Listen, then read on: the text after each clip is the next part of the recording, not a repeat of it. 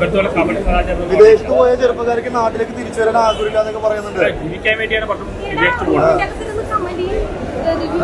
നമ്മുടെ വീഡിയോ ഒക്കെ കണ്ട് യൂട്യൂബ് ചാനലെല്ലാം കണ്ടിട്ട് അതിൻ്റെ അടിയിൽ പോയിട്ട് ഒരു ഇല്ലെങ്കിലും എന്തെങ്കിലും കുറ്റം പറയാൻ വേണ്ടിയിട്ട് ഇങ്ങനെ തെരഞ്ഞെടുത്ത് ആലോചിച്ചിട്ട് ഒന്നില്ലെങ്കിൽ രണ്ട് തെറിയിൽ പറഞ്ഞ കമന്റുകളിലാണ് കാണിക്കുന്നത്.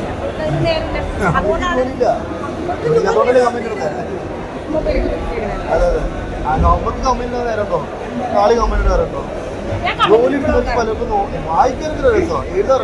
ഞാൻ റിപ്ലൈ കൊടുക്കാറുണ്ട്.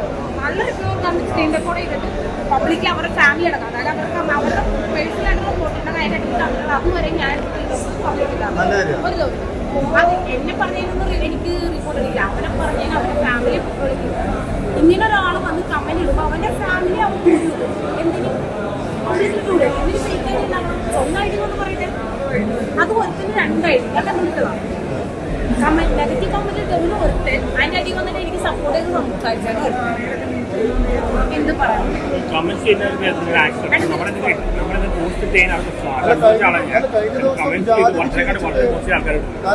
കാനങ്ങാടത്ത് ഒരു താലൂക്ക് ഓഫീസറെ അറസ്റ്റ് ചെയ്തായിരുന്നു.